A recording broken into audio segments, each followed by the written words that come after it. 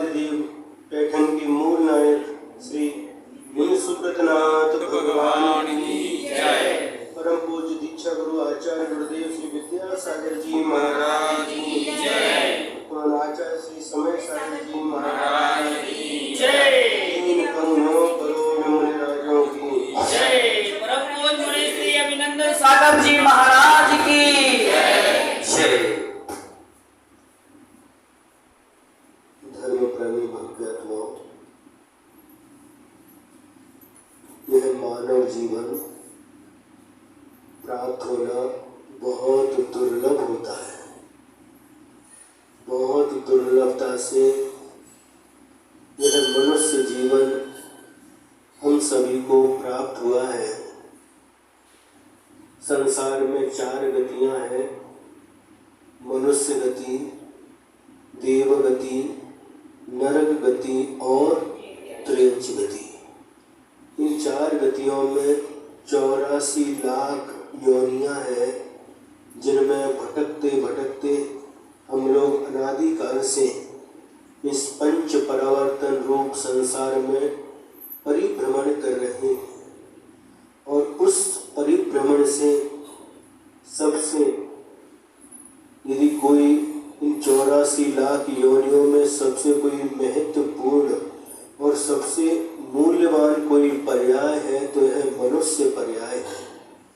मनुष्य पर्याय प्राप्त होने के बाद हम सबका कर्तव्य होता है इस मनुष्य पर्याय को सार्थक बनाएं। संयम के माध्यम से मनुष्य जीवन सार्थक हुआ करता है। यह मनुष्य जीवन जितनी दुर्लभता से हम सबको प्राप्त हुआ है, अब इसे यदि सार्थक बनाना है तो जिनेंद्र भगवान ने जो हम सबके लिए उपदेश दिया है, मुनि सुब्रतनाथ भगवान ने जो उपदेश दिया, 24 तीर्थंकर भगवंतों ने जो हमारे लिए उपदेश दिया है, उस उपदेश को यदि हम आत्मसात करते हैं, अपने जीवन में उतारते हैं तो हमारा जीवन सार्थक हो जाता है। एक भक्त ने पूछा भगवान से, हे मुनि सुब्रतनाथ भगवान, आपके पास 2 भक्त खड़े हैं। क्या कहा? आपके पास 2 भक्त खड़े हैं। एक भक्त ऐसा है जो 24 घंटे आपके चरणों में आपकी सेवा में तल्लीन रहता है, और एक दूसरा भक्त ऐसा है जो आपके दर्शन के लिए उसको फुर्सत नहीं है, लेकिन जो आपने कहा है, जो उपदेश दिया है, उसका निरंतर पालन करता रहता है। हे भगवान, आप बताइए कि कौन सा भक्त श्रेष्ठ है? आपके चरणों में, आपकी सेवा में, आपकी भक्ति में लगा हुआ है, लेकिन जो आपने उपदेश दिया है उसका वह पालन नहीं करता। और एक ऐसा भक्त है जो आपके पास दर्शन के लिए भी नहीं आ सकता, लेकिन जो आपने उपदेश दिया है उसका अक्षरशः पालन करता है। ये भगवान बताइए कौन सा भक्त श्रेष्ठ है? बताइए, आप लोग बताइए। दोनों श्रेष्ठ हैं। दोनों श्रेष्ठ हैं, लेकिन उसमें भी, दोनों में भी सर्वश्रेष्ठ कौन है? जो आपकी आज्ञा का पालन करता है, जो आपने उपदेश दिया है उसका आचरण करता है, वह भक्त सर्वश्रेष्ठ है। भगवान ने उपदेश दिया, अहिंसा परमो धर्मः, धर्मो दया विशुद्धो, जीवानम रक्षणम धम्मो। जीवों की रक्षा करना धर्म है, अहिंसा का पालन करना धर्म है, प्राणी मात्र के ऊपर दया का भाव रखना, करुणा का भाव रखना, यह धर्म है। हमें मनुष्य पर्याय मिली है, जैन कुल मिला है, भगवंतों का उपदेश है कि जिसके द्वारा हिंसा होती है ऐसा कार्य नहीं करना। रात्रि भोजन करने से क्या होता है? हिंसा होती है। रात्रि भोजन करने से हिंसा होती है, इसलिए भगवान ने कहा रात्रि भोजन नहीं करना। पानी छान करके पीना, क्योंकि बिना छने पानी में विज्ञान भी कहता है 1 बूंद बिना। ये धर्म अहिंसा धर्म। सौंदर्य प्रसाधन की भी जो सामग्री है, कई चीजों में किस किस प्रकार से रहता है, आप पुस्तक पढ़िए। वस्त्र में जब रेशम के वस्त्र आते हैं, एक साड़ी बनाने में 60,000 कीड़ों की हिंसा होती है। चमड़े की वस्तु, चमड़े के चप्पल है, जूते हैं, पर्स है, बैग है, जो कुछ भी है, बेल्ट है, ये सारी वस्तुएं हमारे लिए उपयोग के लिए ठीक नहीं है। हम अहिंसक हैं। भगवान का उपदेश है जियो और जीने दो, जगानी जगू दया। ये भगवान का उपदेश है। हम मुख से नारा तो लगाते हैं, महावीर भगवान की जय, महावीर भगवान की जय। महावीर भगवान का क्या संदेश? जियो और जीने दो। नारा लगाना तभी सार्थक होगा जब हम अपने जीवन में अहिंसा का पालन करेंगे। हम लोग हिंदी समझते हैं ना? क्यों समझते हैं ना? हाँ। तो आज कम से कम आप लोग आज इस शुभ अवसर पर मुनि सुब्रतनाथ भगवान के चरणों में हम भी बैठे हैं, आप लोग भी बैठे हैं। हमारा पहली बार इस क्षेत्र पर आना हुआ है। पैठन क्षेत्र सुनते थे, कचनेर और पैठन सुनते थे, लेकिन पहली बार कचनेर का भी दर्शन हो गया और पहली बार इस पैठन क्षेत्र पर मुनि सुब्रतनाथ भगवान का भी दर्शन हुआ है। 20वें तीर्थंकर मुनि सुब्रतनाथ भगवान है। वो प्रतिमा बताते हैं बालू से निर्मित है, ऐसा हमको किसी ने बताया है। लेकिन ऐसी वीतरागी प्रतिमा, जिनेंद्र भगवान की प्रतिमा के दर्शन करने से हमारे पापों का नाश होता है। वीतराग प्रभु की भक्ति करने से पापों का नाश होता है। हमारे जीवन में जो कुछ भी संकट आते हैं, कष्ट आते हैं, दुख आते हैं, उनका मूल कारण हमारे द्वारा अतीत में किया हुआ पाप कर्म होता है। और पंच परमेष्टि की आराधना करने से, नमोकार मंत्र का जप करने से इस पाप का नाश होता है।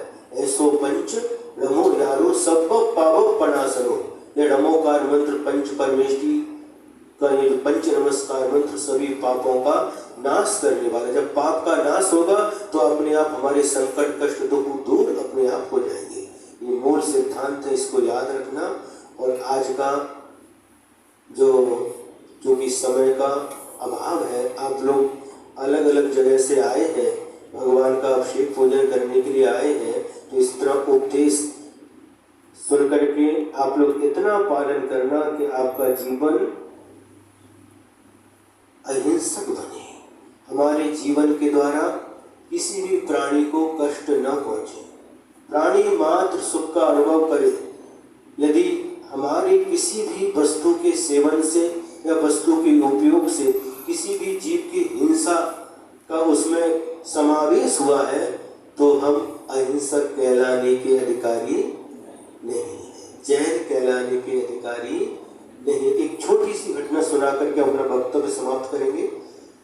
एक बार की बात है, किसी जैन व्यक्ति के ऊपर झूठा आरोप लगा दिया गया, एक मर्डर का केस डाल दिया गया और जो कोर्ट में जो तारीख होती है आगे बढ़ती गई और एक बार जब निर्णय होना था वो तारीख आई थी और जहां पर कोर्ट था उसके बीच में नदी थी। नदी में नाव से वह व्यक्ति जिसके ऊपर केस था वो और जज और भी लोग उसमें नाव में बैठ करके नदी पार करके कोर्ट की तरफ जा रहे थे। और क्या हुआ, उस व्यक्ति को प्यास लगी जिसके ऊपर केस था, मर्डर का झूठा केस किया गया था, आरोप किया गया था। उसने क्या किया, अपनी जो थैली थी वो निकाली और एक लोटे के ऊपर उसकी थैली में से कपड़ा निकाला और डबल करके उस लोटे के ऊपर रखा और गिलास से झुक करके नदी में से पानी निकाला। 2-3 गिलास पानी निकाला। पानी निकालने के बाद में उसको कपड़े को वापस नदी में डालकर नदी की तरफ करके छने पानी से उसकी बिल छानी की। क्या बोलती है इसको, आप लोग क्या बोलते हो? जीवानी की। तो जो जज था वो देख रहा था इस दृश्य को और उसने कहा, भाई आपने पानी छाना है तो ठीक है, कचरा है, कुछ मिट्टी वगैरह होगी इसलिए आपने पानी छान लिया, इतना तो ठीक है, लेकिन वापिस से आप नदी में छने हुए पानी से क्या कर रहे हो? सुनिए, ध्यान से सुनिए। उस व्यक्ति ने कहा